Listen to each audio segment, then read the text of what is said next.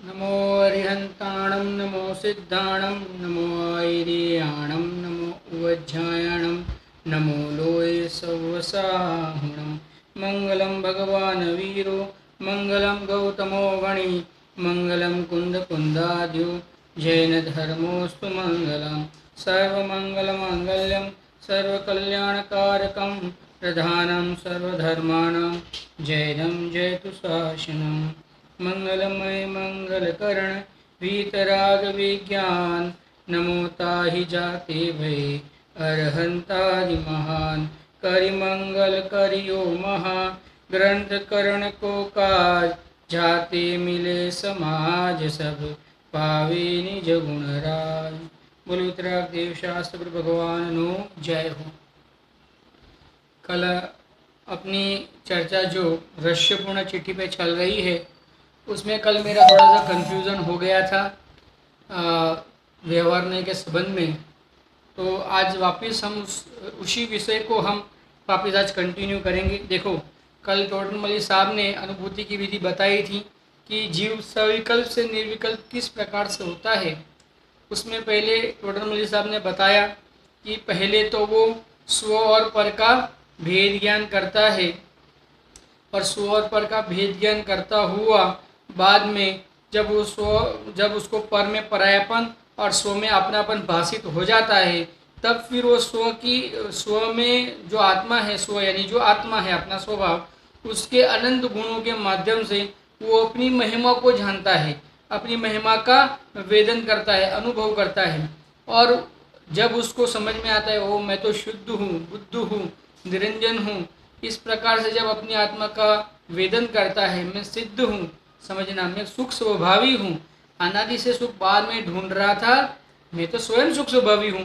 अरे अनादि से ज्ञान गुरु में शास्त्र में ढूंढ रहा था, मैं तो स्वयं ज्ञान स्वभावी हूँ। इस प्रकार से अपने अनंत गुणों की महिमा जब इस जीव को आ जाती है, तब वो महिमा के माध्यम से बाद में जो स्व के विचार हैं वो भी अपने आप छूट जाते हैं। पहले स्व और पर का भेद ज्ञान करने के लिए बुद्धिपूर्वक बैठता है, लेकिन पर के जो विकल्प है वो भी अबुद्धिपूर्वक छूटते हैं। यानी वहाँ पे कोई वो बल जबरी उनको छोड़ता उन विकल्पों को छोड़ता नहीं है, वो विकल्प सहज जुट जाते हैं। बाद में जो अपने स्वभाव का जो वो अनुभव विकल्पों के माध्यम से अपने स्वभाव को जो जानता है, वो विकल्प भी छूट जाते हैं और चैतन्य की अनुभूति हो जाती है। आप समझना।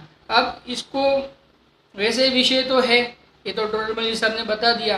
अब ये विषय के अंदर उन्होंने और एक बताया, दर्शन ज्ञानादिक व नए प्रमाणादिक के विचार भी विलय हो जाते हैं।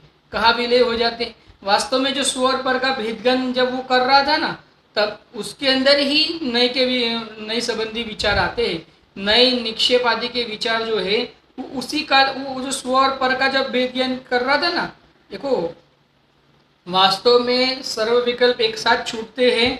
छूटने के हिसाब से तो निर्विकल्प होते, जब जीव निर्विकल्प होता है तब सर्व विकल्प एक साथ छूट जाते हैं। विकल्प छोड़ने का कोई क्रम नहीं होता वास्तव में, लेकिन फिर भी जब बुद्धिपूर्वक विकल्प जो थे स्व और पर के, वो पूर्व में छूटते हुए दिखाई देते हैं और फिर बाद में स्वरूप की महिमा रूप विकल्प दिखाई देते हैं। ये थोड़ा सा एक क्रम है, लेकिन दोनों का छूटना, अगर आप कहो दोनों का छूटना, तो स्वानुभव में ही होता है। दोनों का छूटना तो स्वानुभव, विधि में अलग बात है, लेकिन वास्तव में जो छूटना कहेंगे आप समझना कि फिर वो विकल्प, वो उन अनुभूति के काल में वो विकल्प की उत्पत्ति ही नहीं होना, उस रूप से जो छूटना होता है वो तो साथ में ही होता है। तो वहाँ क्या कहा, दर्शन ज्ञानादिक व नए प्रमाणादिक के विकल्प भी वहाँ विलीन हो जाते हैं। तो हमने उसके लिए लिया था कि नई जो यहाँ पे नई है, हमें जो मोक्ष मार्ग में जो नई है वो मुख्यतया निश्चय और व्यवहार नए की मुख्यता से बात होती है, आप समझना। तो निश्चय ने और व्यवहार ने, इस प्रकार से दो रूप से भेद होते हैं। उसमें निश्चय ने के हमने तीन भेद किए थे, अशुद्ध निश्चय नहीं, एक देश शुद्ध निश्चय ने यानी साक्षात शुद्ध निश्चय ने, और परम शुद्ध निश्चय ने। ये तीन तो निश्चय ने के भेद हुए। और व्यवहार ने के मूल भेद दो, सद्भुत व्यवहार नहीं और असद्भुत व्यवहार नहीं, आप समझना। तो सद्भुत व्यवहार नहीं यानी जो जीव की सत्ता में तो है, आप समझना, जो भेद जो भेद जीव की सत्ता में तो है लेकिन भेद रूप से है, इसके लिए व्यवहार है। और जो विकल्प है, जो जिसके संबंधी विकल्प है, वो जीव की सत्ता में भी नहीं है, आप समझना, उसको कहते हैं असद्भुत। सद यानी सत्ता, सद्भुत यानी सत्ताभूत, है सत्ता में लेकिन फिर भी उसमें भेद किए जाते होने से, वो व्यवहार का विषय होने से उसको सद्भुत व्यवहार में डाला है, और एक असद्भुत व्यवहार नहीं, यानी जो वस्तु तो सत्ता में भी नहीं है, जीव की सत्ता में भी नहीं है, इस प्रकार से उसको असद्भुत व्यवहार नहीं कहेंगे, आप समझना। अब ये जो सद्भुत व्यवहार नहीं और असद्भुत व्यवहार नहीं, इन दोनों के भी दो दो भेद होते हैं। उपचरित सद्भुत व्यवहार नहीं, अनुपचरित सद्भुत व्यवहार नहीं। उपचरित असद्भुत व्यवहार नहीं, अनुपचरित असद्भुत व्यवहार नहीं, यानी अब टोटल 4 भेद हुए। सद्भुत व्यवहार नहीं, असद्भुत व्यवहार नहीं, उपचरित सद्भुत व्यवहार नहीं, अनुपचरित सद्भुत व्यवहार नहीं, उपचरित असद्भुत व्यवहार नहीं, अनुपचरित असद्भुत व्यवहार नहीं। इस प्रकार से 4 भेद हुए। अब इसमें जो सत्ता है, सद्भुत हमने लिया, आप समझना, तो वहाँ उपचार, यानी अभी उपचार और अनुपचार को भी समझते हैं हम, समझना। देखो थोड़ा फटाफट हो जाए तो आप वापिस इसको सुन लेना। उपचरित यानी वास्तव में उपचार करने रूप होता है, वो जीव का सहज नहीं होता है, यानी जीव से दूर होता है। यानी जैसे ये मेरे उपचार के मामा है, ये उपचार के कहते हैं ना, उपचार करते हैं हम, वो है नहीं मामा, लेकिन उनमें उपचार करते हैं, यानी दूर के मामा। यानी गाँव का कोई अपना अपनी जो माता होती है अपनी, उनके घाव का कोई अगर पुरुष मिल जाए तो हम क्या कहते हैं, मामा कहते हैं। तो वो सच्चे मामा है कि उपचार से कहा उनको मामा? उपचार से कहना, यानी है नहीं लेकिन उपचार से कहना। गाँव के है, हमारी माता जी के गाँव के है, इसके लिए उपचार से उनको मामा कहा, मामा है नहीं, आप समझना। और एक अनुपचार, अनुपचार यानी जो अपनी माता जी है, अपने माँ है, उनके सगे भाई, उनको हम मामा कहते हैं, लेकिन उसमें मुँह उपचार नहीं लगता क्योंकि वो अनुपचार है, क्योंकि वो सगे है, आप समझना। सगे यह उदाहरण के हिसाब से समझना, उदाहरण एक देश होता है, उदाहरण ये वस्तु को समझाने के लिए होता है। तो वहाँ सगे मामा होने से उसमें मामा का उपचार नहीं लगेगा, अनुपचार लगेगा। लेकिन जो मामा नहीं है फिर भी उनको मामा कहना, उपचार से कहा है नहीं, उपचार से कहा, ये तो है ही, आप समझना। इसके लिए उपचरित यानी जो नहीं होने पर भी उसमें उपचार करना, यानी दूर का संबंध, एक हिसाब से देखे तो। और अनुपचार यानी नजदीक का संबंध, यानी ये है कहने का मतलब, इस हिसाब से। अब देखिए, अब हमको समझना है, जैसे असद्भुत यानी जीव की सत्ता में नहीं है, आप समझना। उसमें उपचरित यानी जीव की सत्ता से जो बहुत दूर है, और अनुपचरित यानी जो जीव की सत्ता से बहुत ज़्यादा दूर नहीं लेकिन जीव की सत्ता में नहीं है।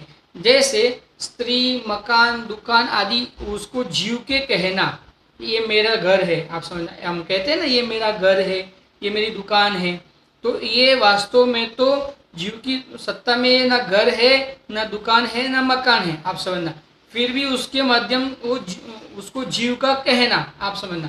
तो है भी नहीं, सत्ता में भी नहीं है, फिर भी कहना, तो एक तो व्यवहार हुआ। लेकिन कौन सा व्यवहार हुआ? उपचार। एक तो असद्भुत है, जीव की सत्ता में नहीं है, इसके लिए असद्भुत, और एक उपचार क्योंकि बहुत दूर है, जीव की नज़दीक, जीव के एक क्षेत्र में भी नहीं है, जीव के क्षेत्र से भी बाहर है, इसके लिए उसको क्या कहेंगे? उपचार। यानी ये दुकान, मकान आदि को जीव के कहना, वो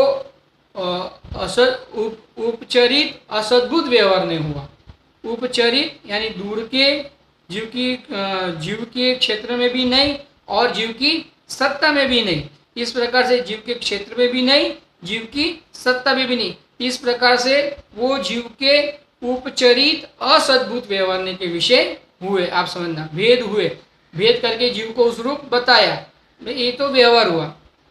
अब अनुपचरित असद्भुत व्यवहार के बारे में समझेंगे। अनुपचरित यानी जो पहले तो असद्भुत यानी जीव की सत्ता में नहीं, तो क्या शरीर और कर्म ये जो है वो जीव की सत्ता में नहीं है, आप समझना, जीव की सत्ता में नहीं है, लेकिन इनका जीव के साथ एक क्षेत्र का संबंध है, आप समझना। एक क्षेत्र का संबंध है। जैसे जहाँ जहाँ जीव जाएगा वहाँ वहाँ शरीर जाएगा, वहाँ वहाँ कर्म जाएंगे, आप समझना। जैसे हम यहाँ से मंदिर जाएंगे तो हमारा शरीर भी मंदिर जाएगा, समझना। तो ये लेकिन घर नहीं जाएगा। जैसे हम यहाँ से मंदिर गए तो घर मंदिर नहीं जाएगा, इसके लिए उसमें तो उपचार लगाया, क्योंकि वो तो दूर का संबंध हुआ हमारे से। लेकिन जो शरीर है ना, शरीर वो तो जाएगा साथ में, क्योंकि उसका और जीव का कैसा संबंध है, एक क्षेत्र का संबंध। शरीर का और कर्म का जीव के साथ में एक क्षेत्र का संबंध होने से उसको अनुपचरित असद्भुत व्यवहार नहीं कहेंगे।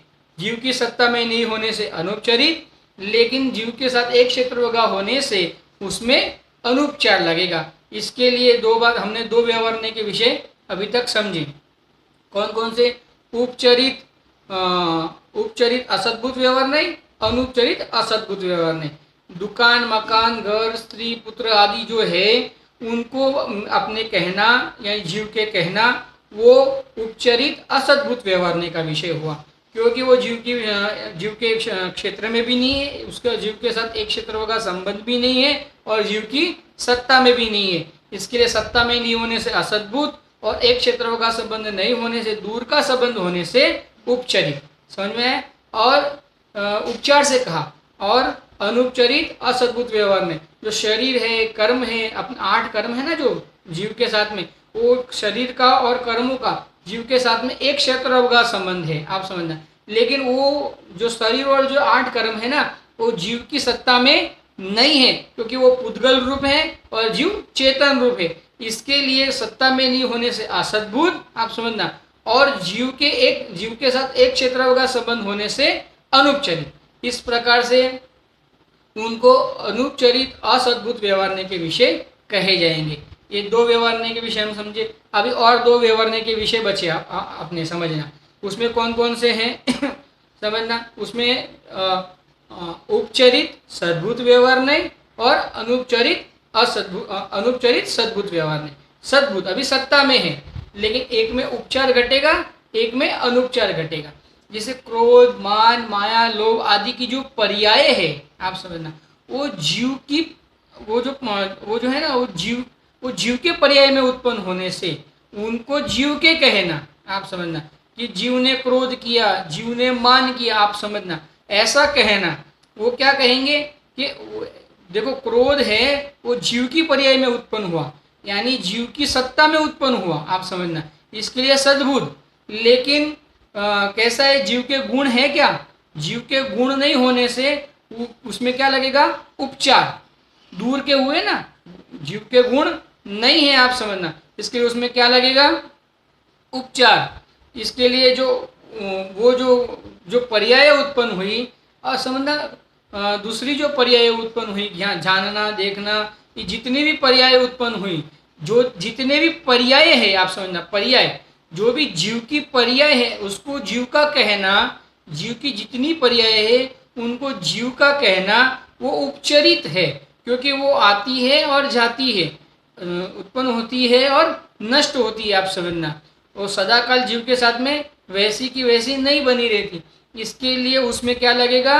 उपचार लगेगा, बराबर है, दूर का संबंध हुआ। और दूसरा वो जीव की सत्ता में है, लेकिन इसके लिए उपचरित सद्भुत व्यवहार नहीं लगेगा। और जो गुण है, ज्ञान, दर्शन, चारित्र, वीर्य, ये जो गुण है जीव के, ये गुण के भेद के माध्यम से जीव को देखना। जैसे जीव ये ज्ञान है वो मेरा गुण है, ये दर्शन मेरा गुण है। इस प्रकार से जो भेद रूप जीव को समझने के लिए गुण भेद का आश्रय लेना, आप समझना। दर्शन जैसे 7वीं गाथा है ना, जीव चरित्र दर्शन ज्ञानमय, है ना, तो जीव को दर्शन वाला जानना, ज्ञानमय वाला जानना और चारित्र वाला जानना, ऐसा भेद रूप जानना। फिर क्या कहेंगे? लेकिन जीव ना दर्शन है, ना ज्ञान है, ना चरित्र है। इसके लिए भेद भी कहने का मतलब गुण भेद के माध्यम से जो जाना ना, तो जो गुण है ना वो जीव की सत्ता में है, लेकिन वो गुण जो है ना वो जीव से कभी जुदा नहीं होते, जीव के साथ में त्रिकाल रहते हैं। जब तक द्रव्य है तब तक गुण है, आप समझना। पर्याय तो उत्पन्न होती है, नष्ट होती है, लेकिन गुण ना उत्पन्न होते हैं ना नष्ट होते हैं। इसके लिए वो जो गुण है ना, वो जीव के साथ में उनका अनुपचार संबंध है, और जो गुण है वो जीव की सत्ता में ही पाए जाते हैं। इसके लिए उनको अनुपचरित सद्बुद्ध व्यवहारने का विषय कहेंगे। इस प्रकार से आपने 4 व्यवहारने के विषय हमने जान लिए। देखो यहाँ पे जो बाद में कहा ना कि जैसे स्व और पर का भेद ज्ञान छूटने के बाद स्व का स्वरूप का विचार करता है, उसमें मैं शुद्ध हूँ, मैं सिद्ध हूँ, चिदानंद हूँ। तो ये कौन सा नए का विषय हुआ? ये कौन से नए का विषय हुआ? व्यवहारने का विषय हुआ। लेकिन कौन सा व्यवहारने का विषय हुआ? अनुपचरित सद्बुद्ध व्यवहारने का विषय हुआ। आप समझना, अनुपचरित सद्बुद्ध व्यवहारने का विषय ये हुआ, आप समझना। तो हमने 4 व्यवहारने के विषय जाने। यहाँ देखो ये जो है ये जो तीन है ना, ये एक में जाएंगे, किसमें? पर में। और ये जो है वो स्व में जाएगा। आप समझना, जो ऊपर हमने स्व और पर का भेद ज्ञान करता है, फिर स्व के बारे में विचार करता है, तो ये जो 3 है ना, वो पर में जाएंगे, और ये जो है वो स्व के विकल्प में जाएगा। ये 3 वापिस कहता हूँ। देखो ऊपर का ही विषय है वास्तव में, लेकिन फिर भी समझने जैसा है। घर, मकान, दुकान आदि में हूँ, इसको कहना ये मेरे है, ऐसा कहना। जो घर में हम रहते हैं उस घर को अपना कहना, बाजू वाले के घर को अपना नहीं कहना। इस रूप से जो अपने घर को अपना कहना, उसको क्या कहेंगे? उपचरित असद्भुत व्यवहार ने। उपचरित असद्भुत व्यवहार ने उपचार है, वास्तव में उसमें वो जीव के क्षेत्र में भी नहीं है और जीव की सत्ता में भी नहीं है। इसके लिए उपचरित असद्भुत व्यवहार ने। और शरीर आदि ये है, द्रव्य कर्म है, जो 8 कर्म है, वो जीव की सत्ता में होने से, लेकिन जीव के स्वभाव में नहीं होने से उसको ये शरीर मेरा है इस प्रकार से कहना। क्योंकि पर है ना ये भी, क्योंकि शरीर के माध्यम से वेद ज्ञान करेगा ना ये जीव, तो इसको क्या कहना? इसके स्व और पर, स्व और ये आत्मा स्व। आप समझना, ये आत्मा स्व और ये तीनों पर, ये आत्मा स्व, ये तीनों पर। तो इसमें शरीर के माध्यम से वेद ज्ञान करना, वो कौन सा नए का विषय हुआ? अनुपचरित असद्भुत व्यवहारने का विषय हुआ। अब जो पर्याय है, समझना, उत्पन्न होती है और नष्ट होती है। क्रोध की हो, मान की हो, जितनी भी पर्याय है, आप समझना, वो जितनी भी पर्याय उत्पन्न होती है, वो जो पर्याय है वो पर्याय जीव की सत्ता में है, परंतु उत्पन्न होती है और नष्ट होती है। इसके लिए उपचरित सद्भुत व्यवहार ने। लेकिन वो भी उत्पन्न होती है और नष्ट होती है, इसके लिए वो जैसा मेरा गुण है वैसा मेरे साथ में त्रिकाल नहीं रहती होने से ये भी पर के खाते में जाती है, आश्रय के खाते में नहीं जाती। आप समझना, इसके लिए तीनों क्या हुए? पर हुए। ये पहले स्व और पर के बारे में भेद ज्ञान करता है, फिर ये गुण भेद, ये भी है वास्तव में भेद तो पर ही है, गुण भेद का करना पर ही है, लेकिन इसके बारे में विचार करता है ना, तब ये हुआ स्व। आप समझना, तो फिर स्व और स्व के बारे में विचार करता है। कैसा? मैं सिद्ध हूँ, मैं शुद्ध हूँ, मैं सिद्ध हूँ, मैं ज्ञान वाला हूँ, दर्शन वाला हूँ, चरित्र वाला हूँ, सुख वाला हूँ, वीर्य वाला हूँ। इस प्रकार से स्व और स्व के बारे में विचार करता है। इस विचार पूर्वक, भेद ज्ञान पूर्वक, आप समझना, ये व्यवहारने के विषय से भेद ज्ञान करके ये व्यवहारने के सर्व विषय को छोड़ता हुआ ये जीव स्वरूप का आश्रय का अनुभव कर लेता है, स्वरूप के सुख का वेदन कर लेता है।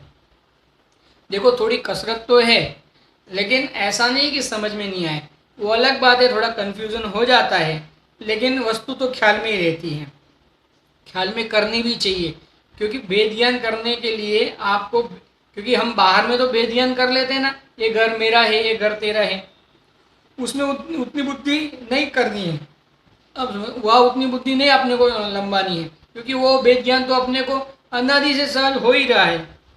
लेकिन ये जो भेद ज्ञान है, ये भेद ज्ञान हम करने के लिए बैठते नहीं है नियम से, तो ज्ञानी जीव तो बुद्धिपूर्वक बैठते हैं। आप समझना, तो इसके लिए ऐसा कहा गया है कि वहाँ 144 की गाथा में तो ऐसा कहा आचार्य देव ने कि भेद ज्ञान के पूर्वक जो ये मति ज्ञान को विस्तार करता है, मति ज्ञान का क्या विस्तार करता है? सब नए के माध्यम से स्व और पर को जानता है, पहले मति ज्ञान का इतना विस्तार करता है, फिर क्या करता है? फिर ऐसा करता है कि आत्मा की अनुभूति के लिए स्व में ठहर जाता है और सर्व जो मति ज्ञान का विस्तार है उसको अस्त कर देता है। पहले मति ज्ञान के विस्तार से मति ज्ञान का विस्तार करता है, सर्व स्व और पर को जान लेता है, समझना, भेद पूर्वक जानता है, विकल्प से जानता है। पहले मति ज्ञान का विस्तार करके स्व और पर को विकल्प से जानता है, वह जैसा है वैसा परिपूर्ण जान लेता है। जैसे प्रमाण का विषय है ना, पर्याय भी है, द्रव्य भी है, आप समझना, पर्याय है वो क्षणिक है, द्रव्य है वो नित्य है। ये जो राखी पर्याय है ना, वो राखी पर्याय है वो मेरे अपराध से हुई है, ऐसा जानना, ये प्रमाण होने का विषय हुआ, आप समझना। और भले मेरे अपराध से उत्पन्न हुई होने पर भी मेरा स्वभाव नहीं है, ये प्रकार से जो वहाँ निश्चय को खड़ा किया और निश्चय को खड़ा करके उससे भेद ज्ञान किया। अब बाद में ये निश्चय का जो विषय है इसका भी क्या होता है, अभाव हो जाता है, आप समझना। निश्चय के माध्यम से परम शुद्ध निश्चय नहीं, हाँ अभी निश्चय के तीन भेद देखो, वो तो भूल ही गए। निश्चय के तीन भेद, एक अशुद्ध निश्चय नहीं, मैं रागी हूँ, मैं द्वेषी हूँ, इस प्रकार से जीव को कहना, ये उसके साथ एक रूपता करके कहना, ये अशुद्ध निश्चय का विषय। फिर उसके माध्यम से भेद ज्ञान से पूर्वक उन विषयों को छोड़ते हुए जो शुद्ध पर्याय उत्पन्न होती है जीव की, संवर निद्रा आदि रूप, वो एक देश शुद्ध निश्चय का विषय हुआ, आप समझना। और ये जितने भी भेद है वो सब भेद किसके माध्यम से उनका अभाव होगा, तो परम शुद्ध निश्चय का जो विषय अपना चैतन्य स्वभाव है, जब ये जीव उसका आश्रय करेगा तो ये जितने भी व्यवहार ने कहो, ये अशुद्ध निश्चय ने कहो या एक देश शुद्ध निश्चय ने कहो, पंचायत ने तो ये परम शुद्ध निश्चय ने को ही निश्चय ने कहा है। बाकी के जितने भी नए के जो विषय है उन सब को व्यवहार के खाते में रख दिया है।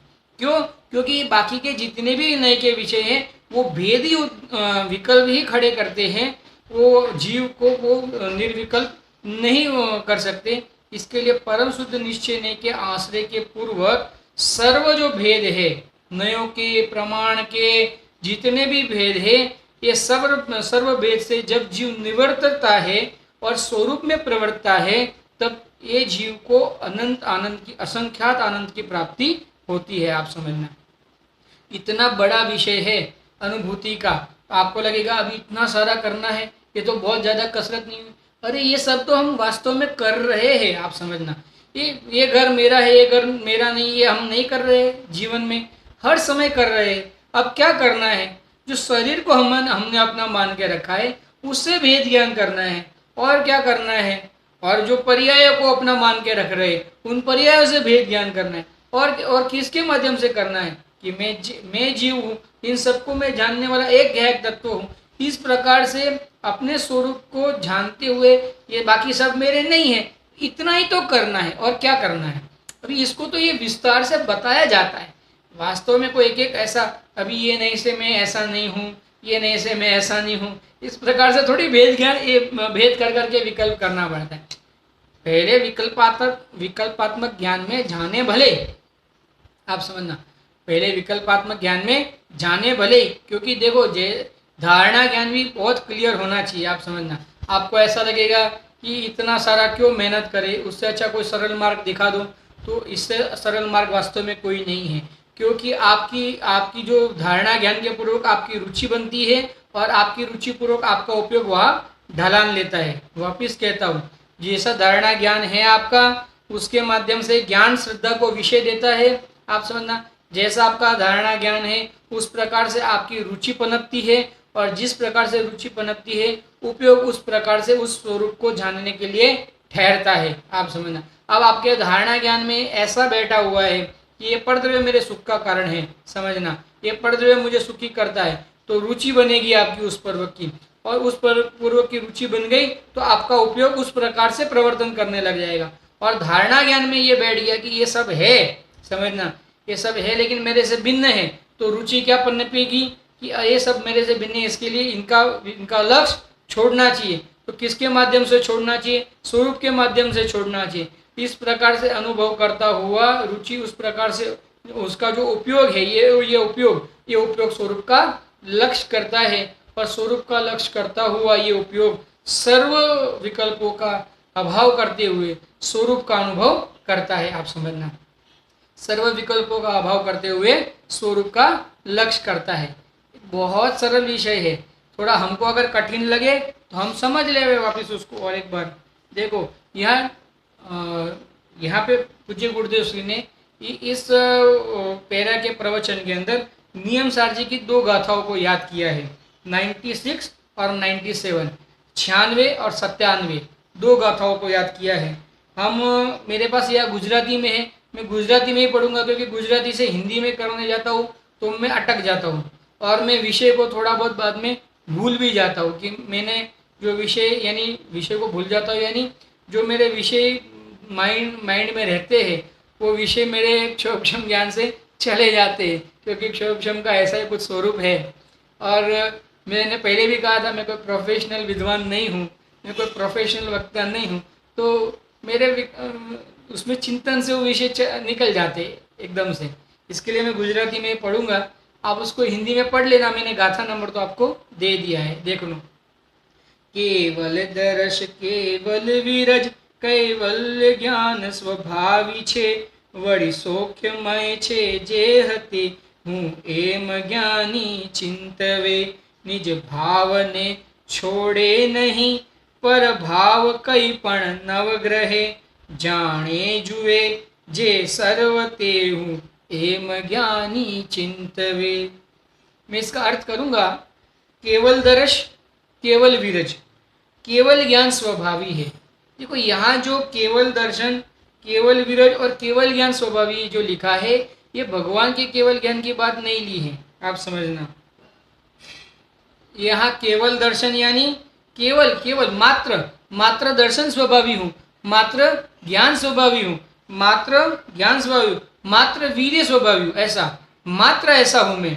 यानी और कैसा हूँ, सौख्यमयी, और मैं सुख स्वभावी हूँ। दर्शन ज्ञान सुख और वीर्य इस रूप से मैं हूँ, ऐसा ज्ञानी चिंतन करते हैं। क्योंकि ये ज्ञानी के बारे में कहा ना, ऐसा ते हूँ ते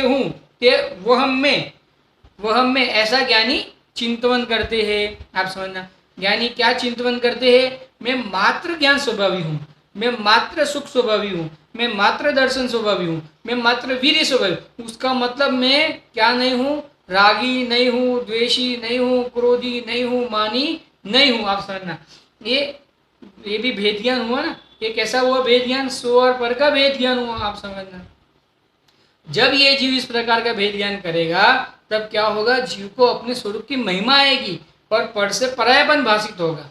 और करना भी यही है, पर में परायापन करना है और अपने स्वभाव में अपनापन करना है। अभी देखो और दूसरी गाथा, निज भाव को छोड़े नहीं। निज भाव को ये जीव छोड़ नहीं सकता, अपने अनंत गुण है उनको ये जीव छोड़ नहीं सकता।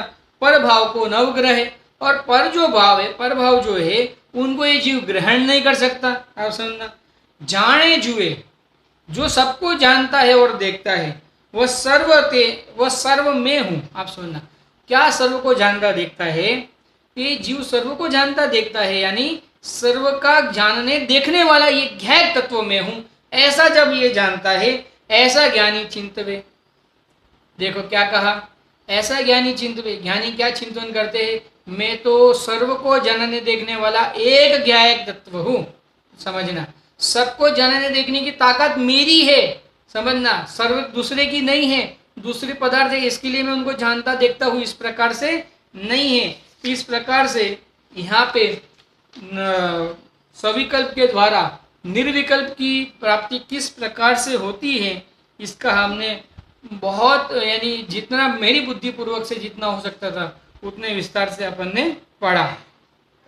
अभी देखो उसमें क्या कहते हैं, सविकल्प एक मिनट, हाँ, सविकल्प चैतन्य रूप के द्वारा निश्चय किया, उसमें ही व्यापक रूप से होकर प्रवृत्ता होता हुआ ध्येयपना दूर हो जाता है, और ऐसी दशा का नाम ही निर्विकल्प अनुभव है।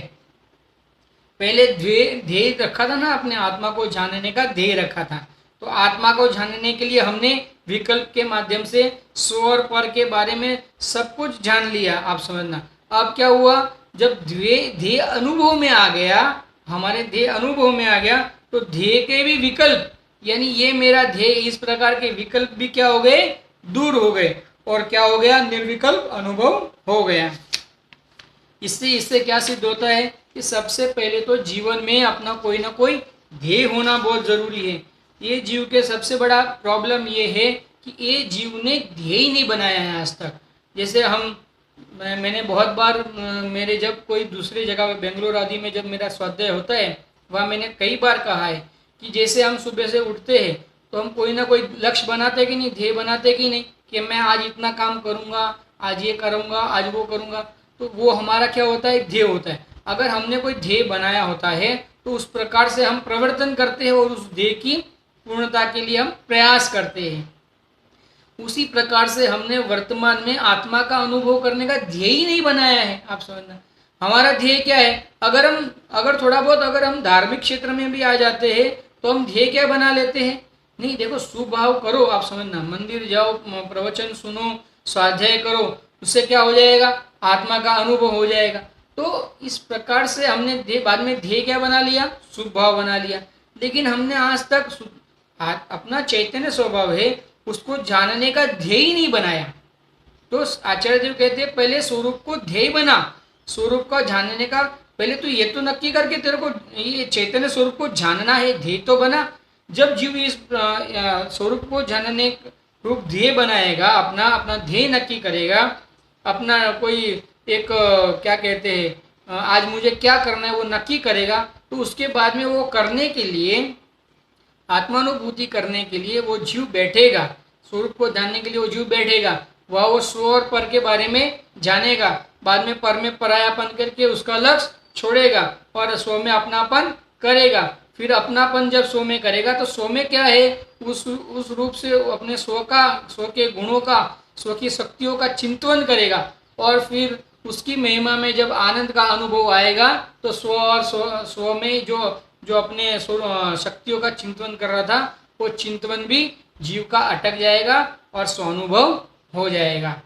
देखो, क्योंकि ऐसा ही स्वरूप है वस्तु का, अन्यथा स्वरूप नहीं है। अगर आपका ध्येय आत्मानुभूति का नहीं होगा, आपका ध्येय, आपका लक्ष्य ही अपने चैतन्य स्वरूप का अनुभव का नहीं होगा, तो ये शास्त्र ज्ञान हो जाएगा लेकिन आत्मा की अनुभूति नहीं होगी।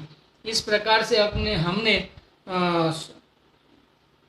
स्व आत्मानुभूति के किस प्रकार से होती है उसकी विधि हमने समझ ली। सविकल्प के माध्यम से निर्विकल्प किस प्रकार से हुआ जाता है। सविकल्प रहता है ऐसा नहीं, सविकल्प का अभाव पूर्वक निर्विकल्प हुआ जाता है। पहले सविकल्प था ये जीव और बाद में उसके अभाव पूर्वक ये निर्विकल्प अपने स्वभाव के आश्रय से हो गया। इस प्रकार से सविकल्प से निर्विकल्प किस प्रकार से हुआ जाता है उसका हमने विस्तार से स्वाध्याय किया। अब आगे यहाँ और एक प्रश्न हो रहा है, तो देखो वह कहते हैं कि बड़े नए चक्र में भी इस प्रकार से कहा है, आप समझना। तच्चाणे सन काले समयम बुज्जे ही जुक्तिमज्ञेण नो आरोहण समये पच्चखो अनुभवो जम्हा। 266 नंबर की गाथा है। देखो वह क्या कहते हैं, तत्व का अवलोकन के काल के समय अर्थात शुद्धात्मा के युक्ति मार्ग से अर्थात नए प्रमाण के द्वारा पहले जाने, बाद में आराधन के समय यानी कि अनुभव के काल में नए प्रमाण नहीं होते कि वहाँ तो, क्योंकि वहाँ तो प्रत्यक्ष अनुभव है। जैसे रत्न की खरीदी के काल में अनेक विकल्प करते हैं, पर जब प्रत्यक्ष पहनते हैं तब वह विकल्प नहीं होता, वहाँ तो पहनने का सुख ही होता है। देखो क्या कहा, यहाँ पे उदाहरण दिया, आप समझना। किसका उदाहरण लिया, जैसे हम देखो उदाहरण भी रत्न का लिया है, आप समझना। उदाहरण भी कोई हल्का नहीं लिया है, आप समझना। जैसे हम हीरो का हार, जैसे हम हीरो का हार लेने जाते हैं, समझना। तब हम हीरो का हार लेने जाते हैं, तब हम हीरो के हार की पहचान करते हैं कि ये जो हीरा है ना, ये पन्ना है, ये लीनम है, ये माणिक है, आप समझना, और ये इस प्रकार का माणिक है, ये इस प्रकार का नीलम है। पहले हम सर्व विकल्प के माध्यम से वो उन हीरो की हम जानकारी लेते हैं। क्यों लेते हैं? क्योंकि हमें उस हीरो उस समझना वो हीरो की महिमा है, उस हीरो को प्राप्त करना है। तो प्राप्त करने के लिए पहले उसकी हम जानकारी लेते हैं, वो कहाँ से प्राप्त हुआ है। क्योंकि कोई कहता है ये नीलम है, अरे भाई तो नीलम है तो कहाँ से प्राप्त हुआ, ये भी तो जानना पड़ेगा ना। वो नीलम कहता है इसके लिए नीलम, ऐसा तो नहीं मान लेना पड़ेगा। तो हमको अगर पता हो कि नीलम यहाँ से प्राप्त होता है, आप समझना, तो हम उसको ये भी पूछेंगे कहाँ से प्राप्त किया, किसके माध्यम से आपको मिला, आप इसका सर्टिफिकेट दिखाओ, गवर्नमेंट का आपके पास सर्टिफिकेट है या नहीं है। अनेक प्रकार के प्रश्न करेंगे। बाद में जब आपको पूरा विश्वास हो जाएगा कि हाँ ये नीलम ही है, ये जो कहता है कि ये नीलम है तो ये हाँ ये नीलम ही है, तो उसको आप देखेंगे, चकासेंगे, सब कुछ करेंगे, आप समझना, उसकी डिज़ाइन भी देखेंगे, आप समझना। लेकिन इतना सारा पहले आप विकल्प करेंगे, क्योंकि आपको क्या करना है, ये नीलम का हार पहनना है, और पहन के क्या करना है, सुखी होना है। देखो यह उदाहरण है, नीलम का हार पहनने से जीव सुखी नहीं हो सकता है, ये बात अलग है, लेकिन उदाहरण तो एक देश ही होता है, तो आप एक देश ही समझना। जैसे कोई हीरो का हार लेने जाता है, जो जोहरी है ना, देखो रत्न की खरीदने के समय में, रत्न का खरीदता है ना, रत्न का क्या होता है, हार होता है, चूड़ी होती है। ये हम समझो चूड़ी लेने गए रत्नों की, जैसे चूड़ी में रत्न जड़ित किए हैं, चूड़ी में सोने की चूड़ी, उसमें रत्न जड़ित किए हैं, आप समझना। तो उसमें ये रत्न ऐसा है, ये रत्न वैसा है, लाल और ब्लू ये दोनों रत्न रखेंगे, आप समझना, नीलम और पन्ना दोनों रखेंगे, तो उसका कॉम्बिनेशन बहुत अच्छा लगेगा, और ये तो ओरिजिनल रत्न है। तो पहले लेने के समय में हम अनेक विकल्प करेंगे, लेकिन जब हम पहनते हैं तब क्या हम वो विकल्प करते हैं? अगर हम पहनने के काल में अगर वो विकल्प हो तो पहनने का सुख ये जीव नहीं ले सकता है। इसके लिए पहनने के काल में वो विकल्प नहीं होते कि ये नीलम है नहीं पन्ना है।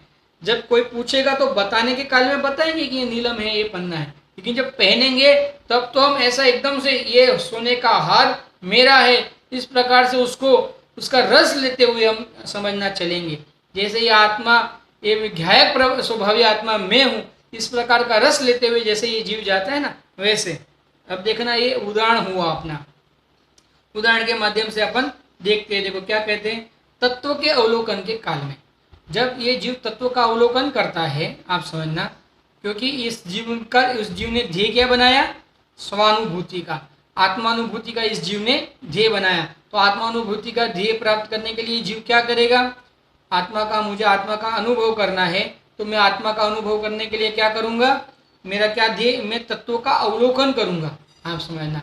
तत्व जहाँ से मिलते हैं उनका संग करूंगा, उनके संग के माध्यम से तत्वों का अवलोकन करूंगा। तत्वों के अवलोकन के समय अर्थात शुद्धात्मा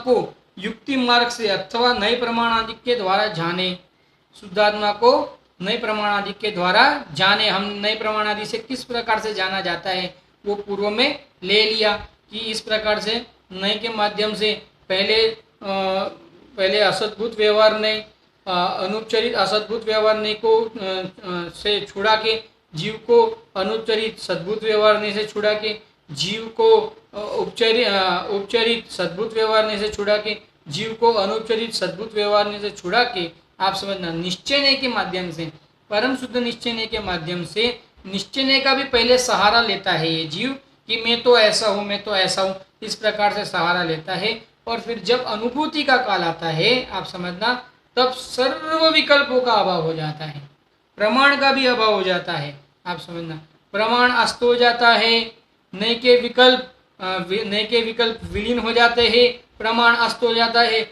और निक्षेपों का समूह तो कहाँ चले जाता है हमको पता ही नहीं है, आप समझना।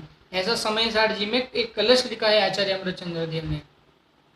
क्या लिखा वहाँ पे आचार्य अमृतचंद्र देव ने, अनुभूति के काल में क्या होता है, अनुभूति के काल में इसी 144वीं गाथा के बाद में ये कलश है।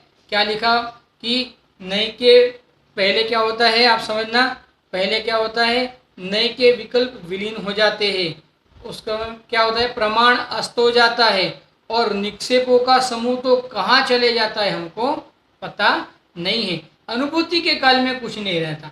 अनुभूति के पूर्व में स्वरूप के विषय में जानने के लिए, क्योंकि स्व और पर का भेद ज्ञान करने के लिए, स्वरूप का और पररूप का दोनों का जानने के लिए पहले ये नए प्रमाण और निक्षेपों के माध्यम से इसका जैसा स्वरूप है वैसा उसको जाना जाएगा, पूरा जानना पड़ेगा। आप समझना, ऐसा नहीं है और पूरा, क्योंकि हम पूरा जान सकते हैं, हमारे पास उस प्रकार का उपयोग की हमारे पास व्यवस्था है, हम कर सकते हैं। आप समझना, अगर नहीं करेंगे तो हम फिर क्या करेंगे उसको छोड़ के, क्योंकि हमने ध्येय बनाया ना आत्मानुभूति का, तो आत्मानुभूति होना चाहिए। और आत्मानुभूति करने के लिए सर्व अपेक्षाओं के माध्यम से अपने को और पर को जैसा है वैसा जानना पड़ेगा। और जानने के बाद क्या करना है, आत्मा का सर्व विकल्पों का अभाव करके एक आत्मानुभूति करना है, और तभी आत्मानुभूति होगी। ऐसे आत्मानुभूति नहीं हो सकती है। ज्ञानी जीव इस प्रकार से करते हैं। आप समझना, जब ज्ञानी जीव उस प्रकार से करते हैं, जब ज्ञानी उस प्रकार से करते हैं तो मुझे भी उसी प्रकार से करना पड़ेगा। जब ज्ञानी दूसरी तरह से करे और मैं दूसरी तरह से करूं, ये तो ऐसा तो हो नहीं सकता। आप समझना, और फिर आराधन के काल में अनुभव के काल में नए प्रमाण नहीं रहते हैं। नए सर्व नयों का जो विकल्प है वो क्या हो जाता है, अस्त हो जाता है। सर्व विकल्प विलीन हो जाते हैं, फिर वह कोई विकल्प नहीं रहते। एक आनंद आनंद आनंद आनंद आनंद, सुख सुख सुख, इस प्रकार से उसका अनुभव ही रहता है। सर्व विकल्पों का अभाव हो जाता है, कोई विकल्प नहीं रहता। देखो यार, पूज्य गुरुदेव जी ने एक थोड़ा लिया है, अपन उसको पढ़ते हैं। देखो क्या लिया है, विचारमा विकल्प થાય છે, यानी विचारों में तो विकल्प होता है, जब हम उसके बारे में सोचेंगे समझेंगे तब तो विकल्प होता है। ऐसा समझ के कोई जीव धारणा ज्ञान नहीं उपाड़े धारणा ज्ञान नहीं क्लियर करे तो कहते हैं भाई विचार में कोई अकेले विकल्प ही नहीं है। तूने जो आत्मानुभूति के लिए विचार को खड़ा किया है उसमें कोई अकेले विकल्प ही नहीं है। विचार के समय में ज्ञान भी तत्व निर्णय का काम कर रहा है ना। आप समझना, विचार आप जो कब कर रहे हैं तब जो ज्ञान है वो तत्व निर्णय का काम कर रहे हैं ना, कि खाली विचार ही कर रहे हैं। हमने जैसे नयों के माध्यम से जो ये सब इतना सारा समझा तो खाली समझने के लिए थोड़ी समझा। उस समय जो ज्ञान है, जिस ज्ञान को आत्मानुभूति करना है वो ज्ञान क्या कर रहा है, वो ज्ञान भेद ज्ञान भी कर रहा है ना, साथ साथ में तत्वों का निर्णय भी तो कर रहा है ना साथ साथ में। ऐसे ज्ञान को मुख्य करके विकल्प को घोण कर, क्या कहा, ऐसे ज्ञान को मुख्य कर और विकल्पों को घोण कर ऐसा स्वरूप का अभ्यास करते करते ज्ञान का बल बढ़ता है और विकल्प छूट जाते हैं। ऐसा स्वरूप का अभ्यास करते करते, आप समझना, ये बार बार जीव जब ऐसे स्वरूप का अभ्यास करते जाएगा, इसको कहते हैं अभ्यास, इसको अभ्यास कहते हैं। हम जो जीनवाणी पढ़ते हैं ना वो ये अभ्यास के लिए पढ़ते हैं, इसके लिए उसको क्या कहते हैं, अभ्यास का अभ्यास कह सकते हैं। आप समझना, अभ्यास का अभ्यास कह सकते हैं, लेकिन वास्तविक अभ्यास क्या है, वास्तविक अभ्यास तत्व निर्णय है। आप समझना, तत्व निर्णय है, क्योंकि हम इन विकल्पों के माध्यम से क्या करते जा रहे हैं, तत्वों का निर्णय करते जा रहे हैं। अकेला ज्ञान नहीं बढ़ाना है अपने को, अकेला अपने को ज्ञान नहीं बढ़ाना है, साथ साथ में क्या करना है, तत्व निर्णय करना है। और ऐसे ज्ञान की मुख्यता करके विकल्पों को गौण करके स्वरूप का अभ्यास करता करता ज्ञान का बल इतना बढ़ जाता है। ज्ञान का बल कैसे बढ़ेगा, ज्ञान की महिमा के माध्यम से, ज्ञान के स्वरूप के बोध के माध्यम से ज्ञान का बल इतना बढ़ जाता है कि सर्व विकल्प अपने आप टूट जाते हैं और ज्ञान रूप रह जाता है ये जीव। क्या कहा, और ये जीव ज्ञान रूप रह जाता है। इसके लिए विकल्प से छूटकर ज्ञान अंतर में जब अनुभव इस प्रकार से विकल्प से छूटकर ज्ञान अपना अनुभव कर लेता है, इस प्रकार से छूट के ज्ञान अपना अनुभव करता है। अन्य किसी प्रकार से ज्ञान अपना अनुभव नहीं कर सकता है। ऐसा विचार करेगा तो ही जीव आत्मानुभूति को प्राप्त हो सकता है। अगर ऐसा विचार नहीं करेगा तो जीव आत्मानुभूति को प्राप्त नहीं हो सकता है। हो सकता है थोड़ा बहुत स्पीड में ले लिया गया हो, लेकिन फिर भी मेरा नंबर में लिखूंगा। अगर आपको फिर भी कोई शंका हो तो आप प्रश्न कर सकते हो, मेरा व्हाट्सएप नंबर में लिखूंगा, आप मुझे प्रश्न कर सकते हो अगर आपको कुछ समझ में नहीं आया हो। और अगर आपको ये बात समझ में आई है तो ये आचार्य देव की बात, ये जिनेंद्र भगवान की बात है। ये आचार्य देव और जिनेंद्र भगवान की बात के माध्यम से हम स्व और पर का भेद विज्ञान करके आत्मानुभूति को प्राप्त हो, ऐसी मंगल भावना से यहाँ पे अपना इस आज का ये विषय को विराम लेते हैं। ओम नमः सिद्धेभ्य। सहजानंदी शुद्ध स्वरूपी अविनाशी हूँ आत्मस्वरूप। सहजानंदी शुद्ध स्वरूपी अविनाशी हूँ आत्मस्वरूप। सहजानंदी शुद्ध स्वरूपी अविनाशी हूँ आत्मस्वरूप। जा वाणी के ज्ञान से सूझे लोकालोक, सो वाणी मस्तक नमो सदा दे तुम बोल।